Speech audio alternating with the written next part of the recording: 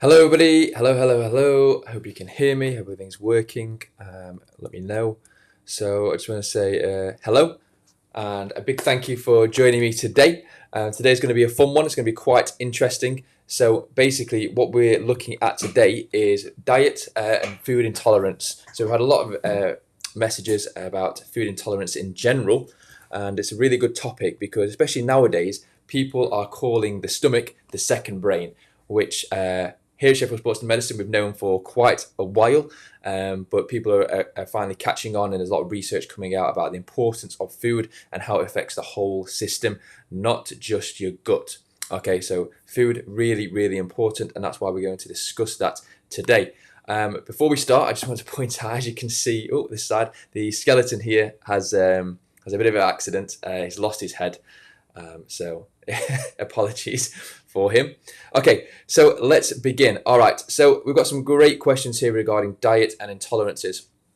One of them being, what is an intolerance? All right, and this is a really good question because an intolerance is basically it's caused by your body not being able to digest or something to do with the digestion of the food itself. So your body just does not agree with it at all. Okay, and there is a big difference between an intolerance and an allergy. Okay, an allergy is going to cause more of a life-threatening response. However, an intolerance isn't going to really be life-threatening. Maybe in the long run, if you are constantly eating something you're intolerant to, it may cause problems with your digestion. But overall, it's not that life-threatening. However, it can shut things down. So intolerance is basically something that your body just does not agree with, and it's basically perceiving it as poisonous or as dangerous. And everybody's a bit different, but that's something that we look at a lot here at Sheffield Sports Medicine. So that is what an intolerance is. It's just something that you're eating or ingesting, or even through your environment that you're inhaling, such as pollen, for example, that your body just doesn't agree with, and it perceives it as dangerous, and that's a class as an intolerance. Okay, so we'll move on to the next question is, what happens when you ingest something that you're intolerant to? And this is a great question because we see this all the time here at clinic, and what happens is basically your body perceives this ingredient, this food, as dangerous. Okay, so what it does, it actually shuts things down, and this includes muscles and functions. It shuts things down to metabolize the toxins. Okay, and when the body starts metabolizing these toxins, or believes it's toxins, that's what brings on symptoms. And these symptoms can be anything from bloating, lethargy, constipation, diarrhea, acid reflux, headaches, migraines, constipation, and even lower back pain as well. And the reason for the lower back pain is actually because sometimes when you ingest something that you're highly intolerant to, your muscles don't respond very well and they don't contract very well. And that causes all sorts of problems, because if something's not contracting very well, then something else is going to take the load. You start getting back pain, knee pain. Okay, if you go out and do a run, you might get injured, or you might feel a bit more pain than normal, and that's because you ingested something and your body is basically shut down because it's scrambling to try and treat these intolerances, okay, and get rid of them out of the system as soon as it can. So it shuts things down. So that's what happens when you ingest something you're intolerant to. So it's really important that you actually stay away from all your intolerances if you know them. Otherwise, you increase your chance of injury, you'll be in pain, and obviously you'll get loads of other symptoms such as your bloating, lethargy, and constipation. They're the really big ones. They're the ones we see a lot. Acid reflux as well. So if you are someone that does struggle with constipation, diarrhea, acid reflux, then that's going to cause a lot of issues, because it just means you're ingesting something you shouldn't be ingesting. So we've just got a question here. What about traces of what you're intolerant or allergic to? How bad would this be? Because it's really hard to avoid that. What about traces? So yeah, sorry, I'm just gonna read that again. How bad would this be? Because it is really hard to avoid that. So yeah, some things are really hard to avoid, and it is kind of possible to make you more tolerant to something in terms of how your muscles respond to it. However, it isn't possible to change the way it damages your gut, unfortunately. So if you are someone who is getting bloating, lethargy, constipation, diarrhea, chances are you are eating something or ingesting something on a daily basis that you are intolerant to. In which case, it's not going to be good for you, because it's going to cause obviously these symptoms, but also your muscles probably aren't going to contract the way they should be either. There are ways, obviously, to find out what you're intolerant to, and there's the long road of eating everything and seeing how it responds. So let's say you drink milk every day in your tea or cereal, okay, and you cut that out for a few weeks, okay. That's one thing tested. You either feel better or you don't, okay. But the thing is, with intolerances, could be multiple. You could have milk and gluten in there as well, okay, and it's very specific intolerances they can be as well. So best way to do it would probably be get a test, a food intolerance test, which is something we do here at Sheffield Sports Medicine as well. But the alternative way is just a long road of just trial and error, which is going to take you a very long time in most cases. But if I'm going to give any advice, it would be the most obvious ones we see in terms of intolerances are going to be your dairy products, okay, lactoglobulin, for example.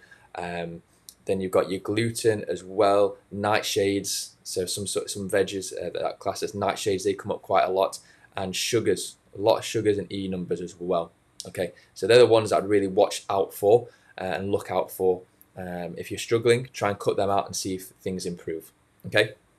So bring us on to our next question. What are symptoms? So it's a good question because I've just gone through that. So your symptoms mainly of intolerances, I'll just go through them again, are going to be your bloating, lethargy, constipation, diarrhea, acid reflux, migraines, headaches, and back pain as well. They're going to be all related to food intolerances. Obviously, back pain and headaches, stuff like that can be other things as well, but they're the big ones we see. Like I said, the most common are going to be bloating, lethargy, acid reflux, constipation. They're the big ones. If you're struggling from them on a daily, weekly basis, chances are you're eating something you shouldn't be eating, and you should probably try and cut something out or get a test. Okay. What can it do to harm you? So, like I said, it can damage the gut. It can basically damage the bacteria inside of your gut as well. So bacteria is really important. Good bacteria in your gut. It can be damaged through long-term eating of intolerances. Obviously, your whole gut in itself, digestion issues, constipation, that can cause all sorts of problems further down the line. And you've also got enzyme issues that could be a cause from intolerance as well. Could be a symptom from intolerance as well. So enzymes are really important because you need them to break things down, such as fats, proteins, and carbs. If they're not working very well, then you're not going to be able to extract all the vitamins and minerals from food that you need. And therefore, that could also be a food intolerance problem, which means that the gut has been damaged for a long period of time. And now everything else is starting to go a bit haywire, and it's affecting your absorption as well of vitamins and minerals. So it is really important. As you can see how important food is and how important it is to get the right food into your system. So really good. So we'll go to the next question. How can I find it if I have one? Okay, so yeah, great question. Like I said, it's going to be a process of elimination, or it's just going to be a test. Okay, the test is really important. I've done a test because it just gives you all the data you need there and then, and you don't have to waste any time cutting things out. Once you do find out what you are intolerant to, we advise that you stay away from it for 4 weeks to allow things to heal and see how you feel. So we just got a question in.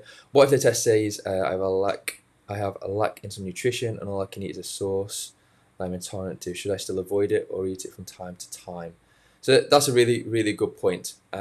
So basically, this person here is saying that they have an intolerance and not intolerance, they have a nutrition problem, so they're not receiving the right vitamin or mineral, and what is happening is it's suggesting that you eat something that you're intolerant to. Okay, it's a very good question. If it does say to you, if you are getting the idea that you have to eat this to get this into your system, but you're intolerant to it, we advise you don't eat it at all, because it's just going to be a cycle. All right, there will be alternative ways. So I don't know what food it is, what vitamin or mineral it is, but if it is something that you can get as a supplement form, get it.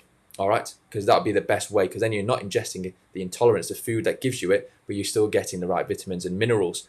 There also might be alternative ways in terms of other foods, so that's definitely worth having a look at and Googling, basically. Because I mean, for example, if you're intolerant to bananas and you say the only way you can get potassium is through bananas, which isn't true, by the way, you can also Google what other foods contain this, all right, and try ingesting them instead. Okay, so I hope that answers your question.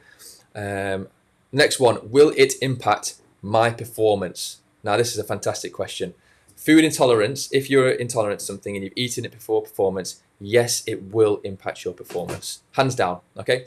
And the reason for this is obviously because, like I said, your body is panicking, it's trying to metabolize its toxins, so it's not letting muscles contract very well, and you won't be at your best. So your chance of injury increases, you'll probably fatigue a lot quicker, you'll feel lazy, lethargic. All right, so yes, absolutely will impact your performance. And I don't know if you guys have ever had this, but I have, where I've had a big meal or had some food and then gone to do a sport or an activity, and I just feel useless. I'm just tired. I'm lethargic. I'm like, I can't. I just don't want to do this. All right, and that would be a sign that you've just eaten something you're intolerant to. One advice, though, one bit of advice that I would give you, if you do think that you have ingested something you're intolerant to, then what I would suggest is that you wash your mouth out with water. Okay, so give it a good rinse and get that out of your system, get that out of your mouth, because the thing is with intolerances, as soon as it enters the mouth and the taste buds get a hold of it, that's when the system will panic straight away before it even enters the gut.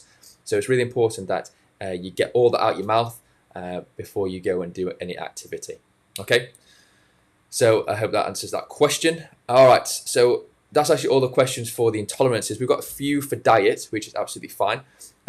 So I hope that's answered anybody's questions regarding intolerances. Just if not, drop a comment. I'll try and get back to you as best I can. Moving on to diet for muscle gain. All right.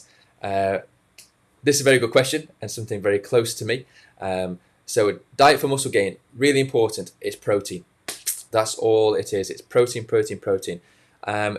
It depends if you want to maintain or build. Okay, there is a fine line where you can build muscle and kind of maintain your weight at the same time. Obviously, as you increase your muscle mass, your weight will increase slightly. But the best way to increase muscle will be to do a bulk. And the bulk is very simple. You eat lots of stuff and lots of protein, and you'll just get bigger, bigger, bigger. But with that, you will put on fat, which is normal. And then what you do at the end of your bulk is you cut. So you try to cut the fat down and maintain your muscle. Now, going back to the question, diet for muscle gain alone, it's going to be protein. If you're someone that is constantly in the gym and you're plateauing, I guess you could say, you're constantly working out, your gains are very little, I'd look at your protein intake. If you're someone that does exercise a lot, I would do two times your body weight in protein. Okay, that's how you know you're getting enough. If you're a beginner, you're looking at maybe 1 to 1.5 times your body weight for the best results. Okay, so that's what I would do for diet for muscle gain. But like I say, if you want to get strong and big quick, you're going to have to just smash the protein and smash the calories in as well. So I got a question here from Mike. What's your story? All right. So my story actually is an interesting one, I guess you could say. It's up and down. So originally, I loved the gym, used to go all the time. Then I went to uni, and that went out the window, and I just got lazy. I was eating and drinking a lot, especially a lot of things I shouldn't have been. And basically, I just got something called, I just call it skinny fat. Basically, it's just, you're not huge, but you've definitely got some, like a belly, like a beer belly almost. And I got to that point, and one day, I think it was the second year of uni, my girlfriend took a picture of me with my top off. I was just messing about, and I saw this belly, and I was like, "Oh God, I need to sort this out." So from there on, I started to go to gym.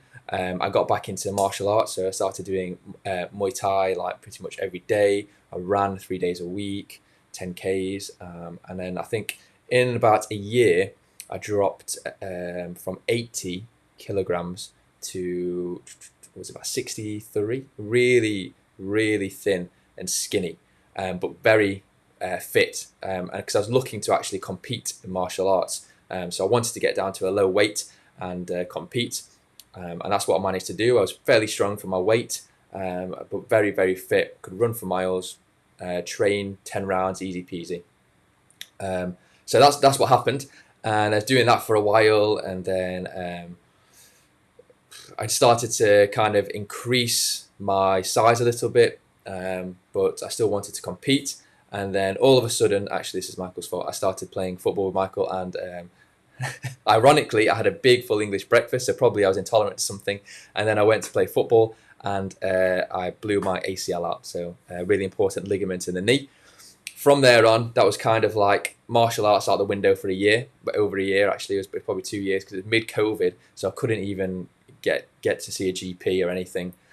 So it was a tough year. So I decided, well, if I can't do martial arts, I might as well start building muscle. And so that's what I did. So I started just training loads, eating loads, and I ended up going from 65, 70 kilograms to 90 in about a year. And just lifting heavy stuff. So I've been there, done that, so I know how it's done. And now I'm at the stage now where I'm back into martial arts, but have also got this love for muscle building and weightlifting as well. So I'm in a bit of a crossroads, currently deciding which way to go. But I'm quite happy at the moment with just training, boxing, and lifting heavy stuff. Okay, so that's my story. So thank you for asking, Michael. I hope that encourages someone out there to do what I did.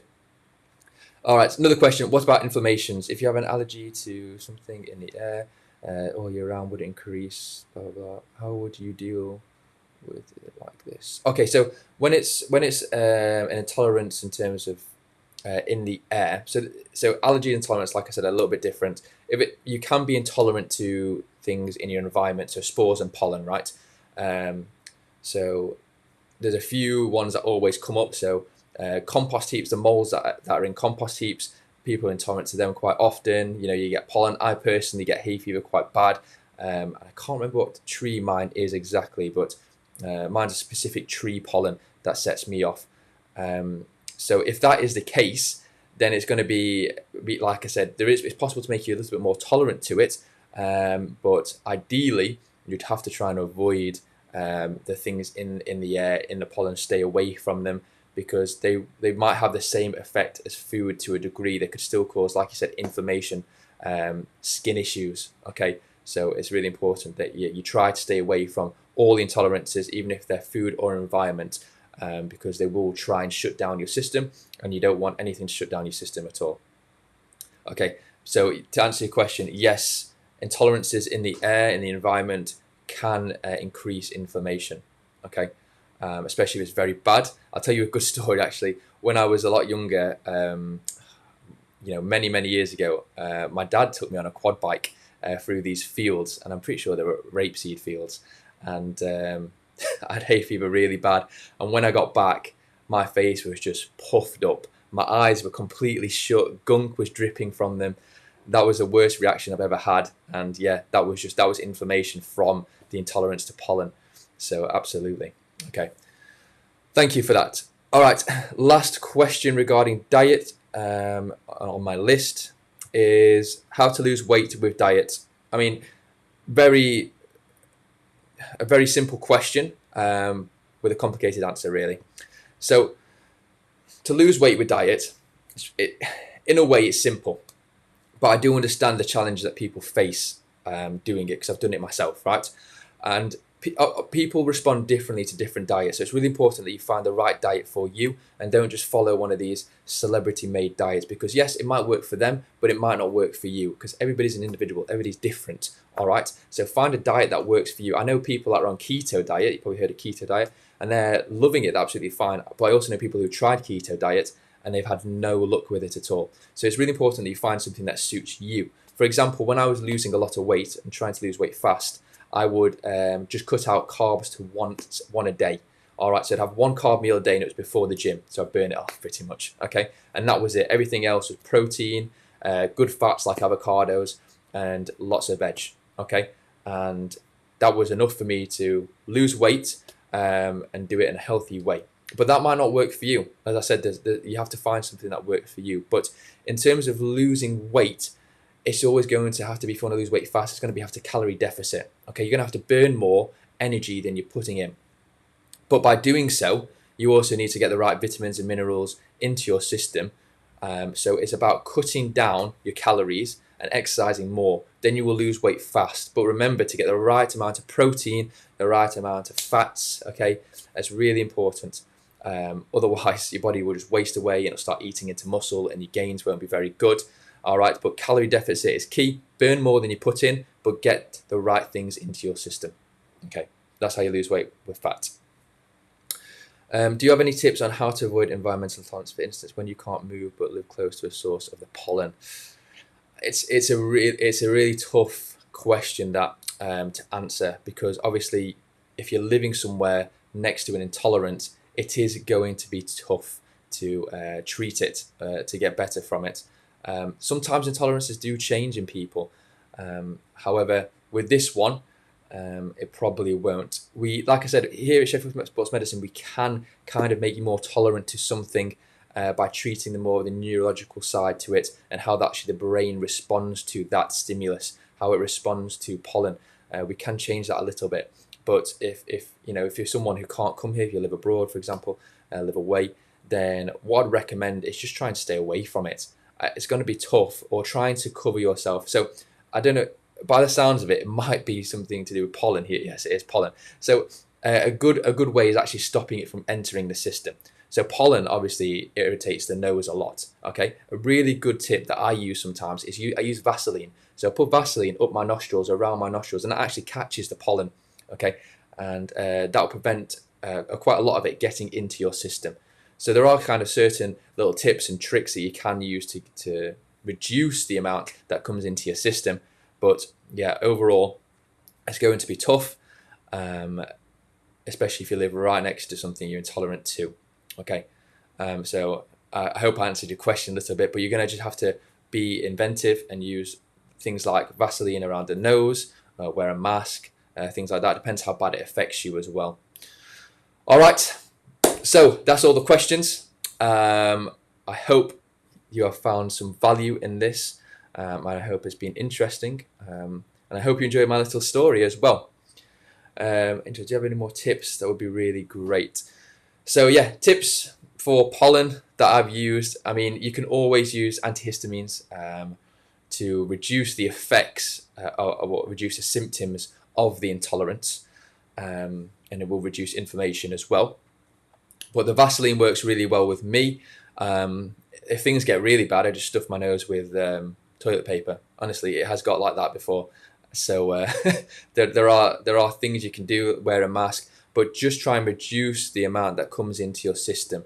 Okay, so that's the best advice that I can actually give you in terms of how to reduce the effectiveness of the intolerance. Is just trying to reduce contact any way possible. Okay, because I know that there are a few myths out there in terms of pollen, like if you eat certain bee pollen, that will actually help your system. But I read a research paper not long ago on that, and it doesn't look like it's entirely true. So just keep that in mind. But I just want to say thank you so much, guys, for joining me today. I hope you found it helpful. In the meantime, if you have any more questions, just leave in the comments, because I can just type back right to you. And you can always drop us a message as well, and I'll try my best to get back to you. I just want to say a big thank you for all of those who tuned in today, asked some questions as well, and I really hope you've enjoyed it. And like I said, if you've got any more questions, please let me know. And that is me signing out. So I'm Sam, I'm the sport and performance expert here, and I just want to say goodbye, have a great day, and thank you for saying have a great day to me as well. Take care of yourselves, bye bye.